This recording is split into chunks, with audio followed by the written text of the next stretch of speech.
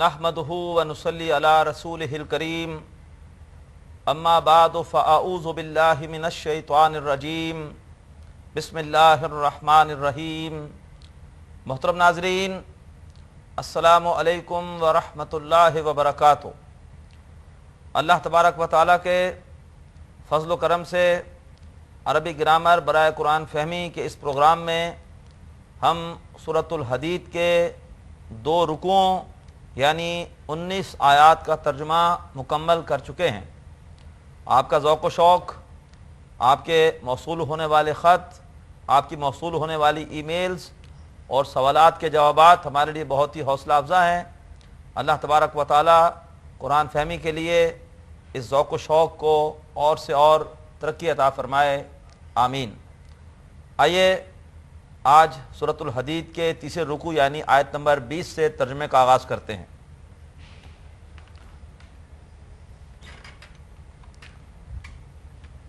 فرمایا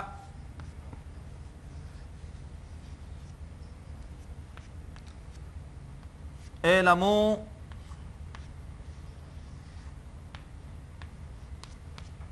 انما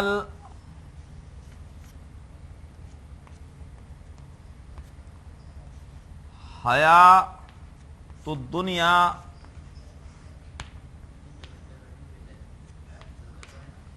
اعلموا انما الحیات الدنیا لعب ولہو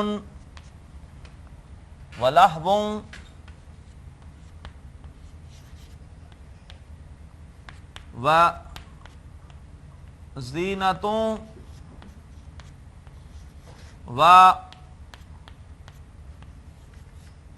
وتفاخر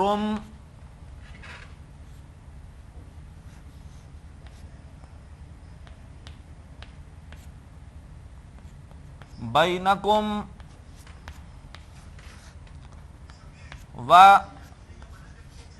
وتکاثر فی الاموال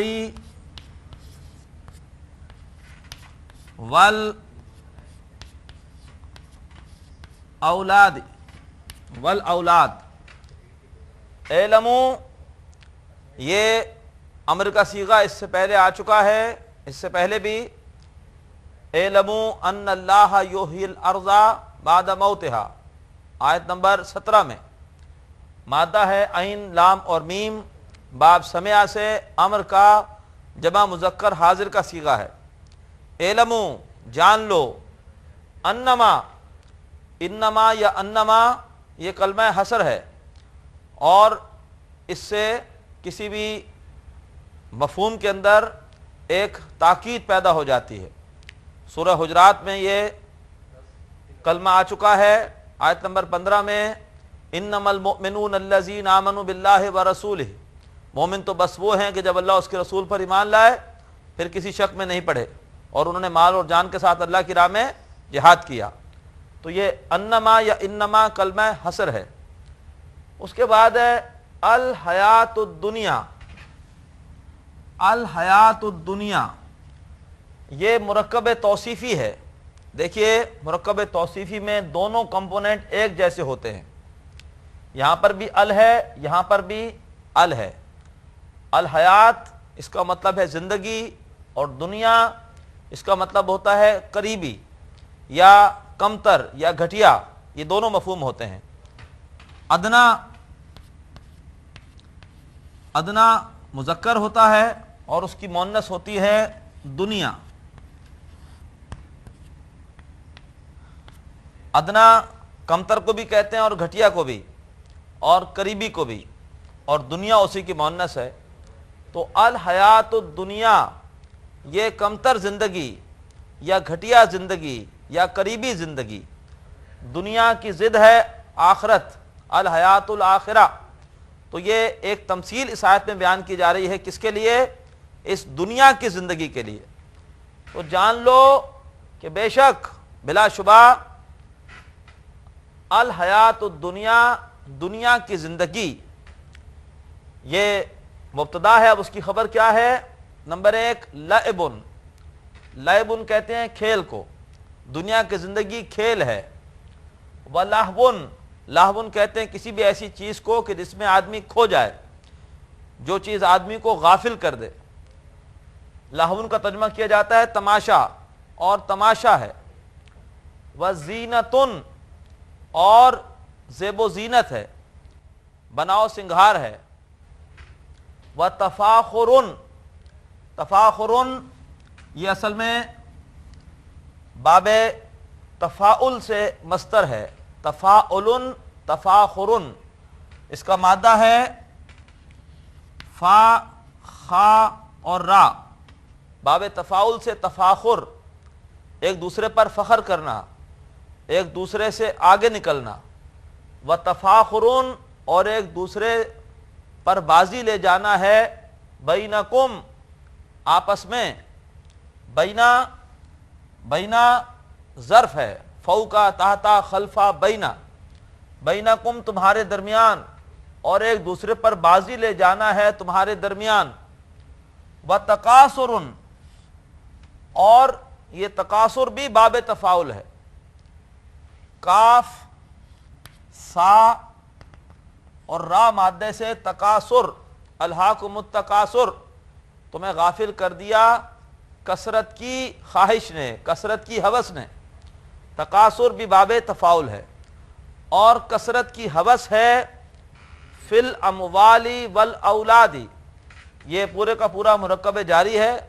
فی الاموال، مال میں، والاولادی، اور اولاد میں. محترم ناظرین، یہاں پر اللہ نے دنیا کی زندگی کے 5 ادوار بتائے ہیں. پہلا دور ہوتا ہے بچپن، دوسرا لڑکپن، تیسرا جوانی، چوتھا ادھیڑ عمر، اور 5واں بڑھاپا. لیکن یہاں پہ اللہ نے ان اصطلاحات کے ساتھ یہ ادوار زندگی نہیں بتائے، بلکہ ان 5 ادوار میں جو چیز انسان کو متاثر کرتی ہے، جس چیز میں انسان کھو جاتا ہے، جس چیز کی وجہ سے انسان آخرت کی تیاری یا دین کے تقاضوں سے غافل ہوتا ہے، یہاں پر وہ باتیں بیان ہوئی ہیں. جان لو بے شک دنیا کی زندگی لعبن، کھیل ہے. اس میں اشارہ بچپن کی طرف ہے، جبکہ بچے کی ساری دلچسپی کھیل میں ہوتی ہے.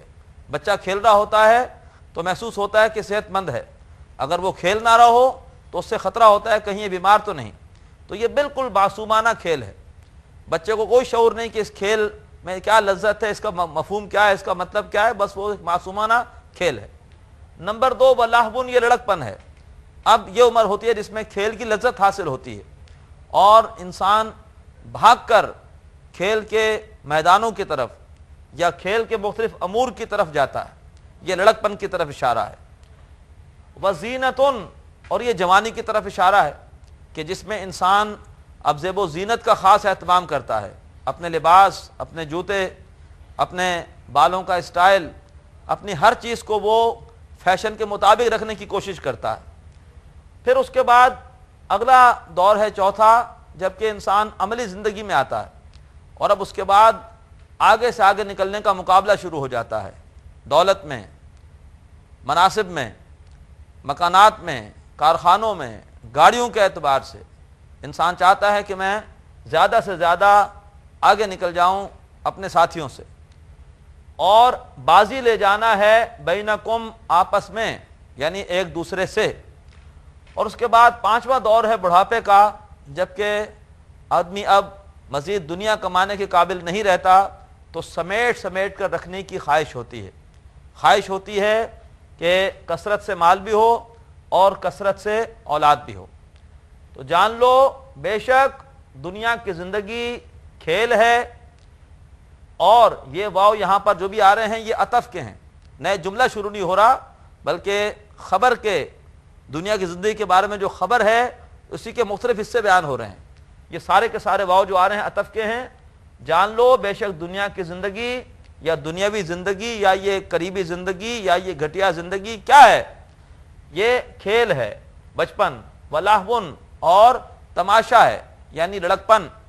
وزینتن، اور سجاوٹ ہے، زیب اختیار کرنا ہے یعنی جوانی، وتفاخر بینکم، اور آپس میں ایک دوسرے پر بازی لے جانا ہے، آپس میں ایک دوسرے سے آگے نکلنا ہے، وتکاثر فی الاموال والاولاد، اور کثرت کی ہوس ہے یعنی بڑھاپا، کثرت کی ہوس ہے مالوں میں، یہ مالن کی جمع مال کے اعتبار سے، والاولاد اور اولاد کے اعتبار سے، ولدن کی جمع اولاد۔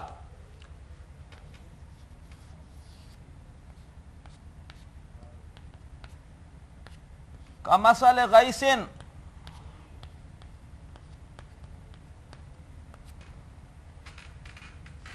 اعجب الکفار نباتہ،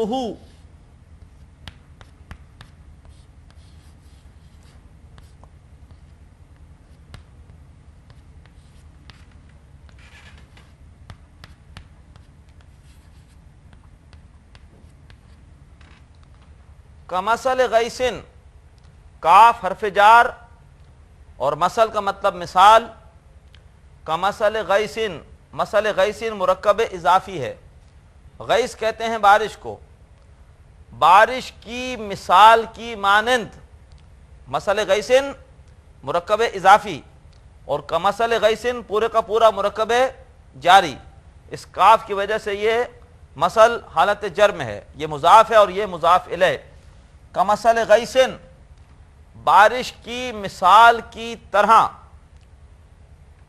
اعجب الکفار نباتہ، اعجبا آپ غور کریں گے تو باب افعال میں ماضی کا پہلا صیغہ ہے، مادہ ہے عین جیم اور با، اور باب افعال میں اس کے معنی ہوتے ہیں متاثر کرنا، اعجب الکفارا متاثر کرتا ہے کسان کو، کفارا یہ کفار عربی میں کافر کی جمع بھی ہوتی ہے، لیکن یہ کفار یہ واحد کے طور پہ استعمال ہوتا ہے کسان کے لیے، کفر کے ایک معنی ہوتے ہیں چھپانا، کسان چونکہ بیج کو زمین میں چھپاتا ہے اس لیے قرآن میں کسان کے لیے یہ لفظ کفار بھی استعمال ہوا ہے، متاثر کرتا ہے کسان کو نباتہ، نباتہ کا مطلب بڑھنا، نباتن نبتا ینبتو باب ضربہ سے مادہ ہوتا ہے نون با اور تا، باب ضربہ سے اس کے معنی ہوتے ہیں بڑھنا، اسی کا مصدر ہے نباتن، نباتہ مرکب اضافی ہے اس کا بڑھنا، مراد یہ ہے کہ بارش کے ذریعے سے جو کھیتی اگتی ہے اس کھیتی کی طرف اشارہ ہے، یہاں پہ کھیتی کا لفظ نہیں آیا لیکن اشارہ وہی ہے کہ اصل میں کھیتی پیدا ہوتی ہے بارش ہی کی وجہ سے، تو بارش کی مثال کی مانند متاثر کرتا ہے کسان کو اس کا بڑھنا، دنیا کی زندگی کی مثال ایک کھیتی کے سائیکل کی طرح ہے، فرمایا کہ بالکل کھیتی کی طرح، اس بارش کی طرح جس سے کھیتی اگتی ہے، متاثر کرتا ہے کفار کو اس کا یعنی کھیتی کا بڑھنا، اعجب الکفار نباتہ۔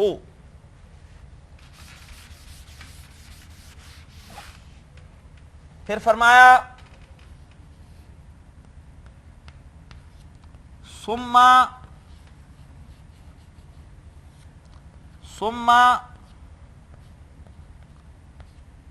یہیجو، یہیجو کا مادہ ہوتا ہے ہا یا اور جیم باب ضربہ سے، ضربہ یضربو تو بنے گا ہیجا یہیجو، یضربو، یضربو کے وزن پر ہوگا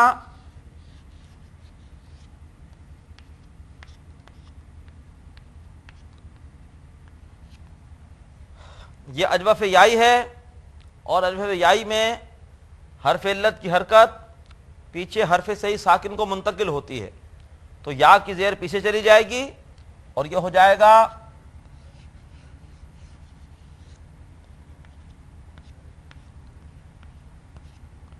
یہیجو، حاجہ یہیجو اس کا مطلب ہوتا ہے بڑھنا، جوبن پر آنا، فرمایا متاثر کرتا ہے کسان کو اس کا بڑھنا، ثم یہیجو اور پھر وہ اپنے پورے عروج پر آتا ہے، یعنی کھیتی کی وجہ سے جو سبزہ پیدا ہوا وہ سبزہ اپنے پورے جوبن پر آتا ہے، اپنے عروج پر آتا ہے. ثم یہیج.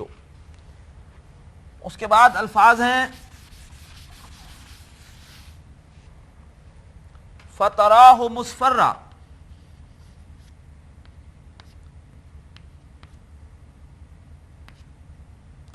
فتراہ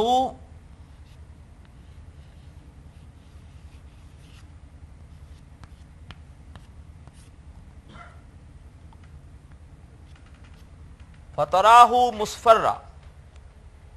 فتراہ مصفرا بلکہ فتراہ. فا حرف عطف ہے اور ترا مادہ ہے را حمزہ اور یا باب فتح سے.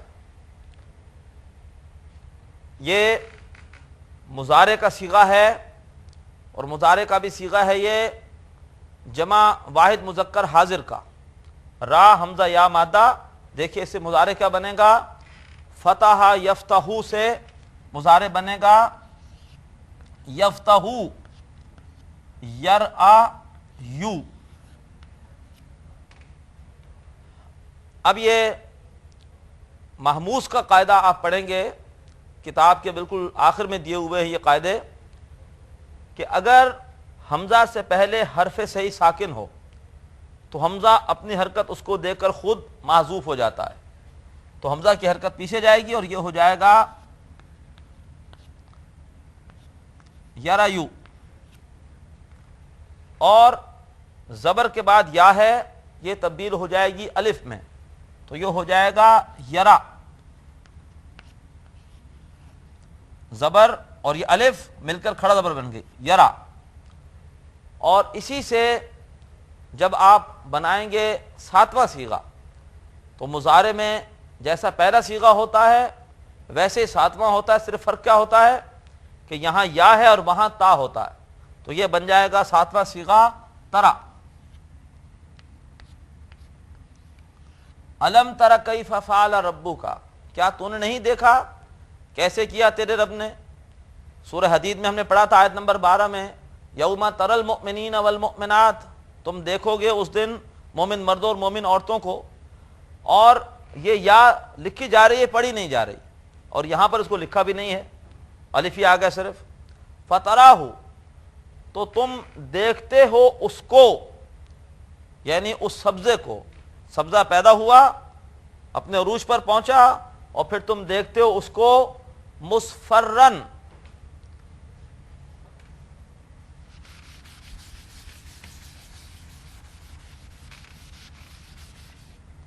مصفرن کے معنی ہوتے ہیں زرد. مصفرن تم اس کو دیکھتے ہو زرد.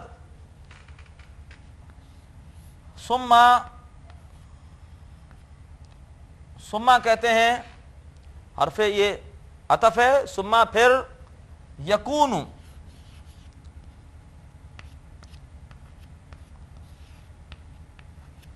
یکون اس سے پہلے آیا تھا یکون ولا یکونوا کالذین اوتوا الکتاب من قبل آیت نمبر 16 میں. وہ تیسرا صیغہ تھا مضارع کا اور یہ پہلا ہی صیغہ ہے. کاف واو نون مادہ باب نصرہ سے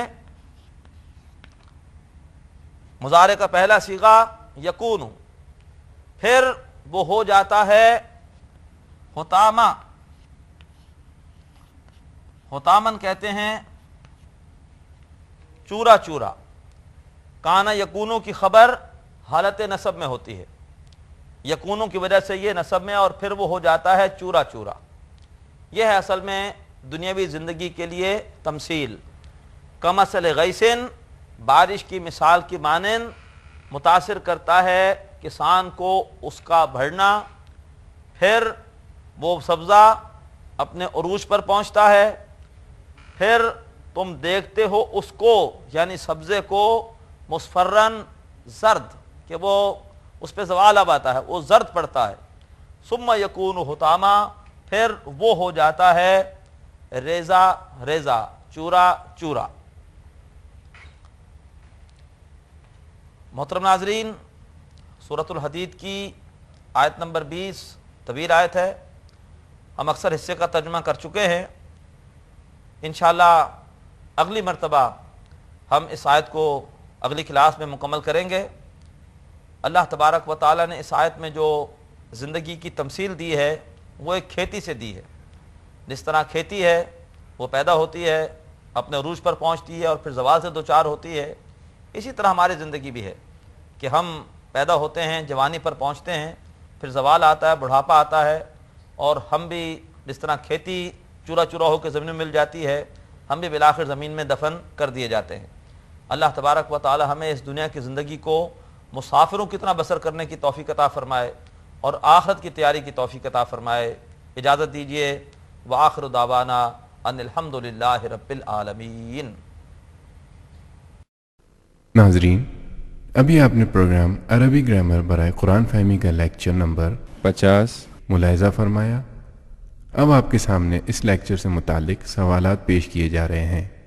ان سوالات کے صحیح جواب دینے والے ناظرین کو کیو ٹی وی کی جانب سے کورس کے اختتام پر سرٹیفکیٹس دیے جائیں گے۔ سوالات یہ ہیں۔ پہلا سوال، الحیات الدنیا ڈیش ہے؟ اے مرکب اضافی، بی مرکب توصیفی، سی مرکب جاری۔ دوسرا سوال، تفاخرن باب ڈیش کا مصدر ہے؟ اے تفعیل، بی افعال، سی تفاعل۔ تیسرا سوال، یہیجو کا مادہ ہے ہا یا جیم اور یہ ڈیش ہے؟ اے مثال یائی، بی ناقص یائی، سی اجوف یائی۔ چوتھا سوال، حتامن حالت نصب میں ہے ڈیش کی وجہ سے؟ اے یکونوں کی، بی حال ہونے، سی مفعول ہونے۔ محترم ناظرین، سوالات دوبارہ سماعت فرمائیے۔ پہلا سوال، الحیات الدنیا ڈیش ہے؟ اے مرکب اضافی، بی مرکب توصیفی، سی مرکب جاری۔ دوسرا سوال، تفاخرن باب ڈیش کا مصدر ہے؟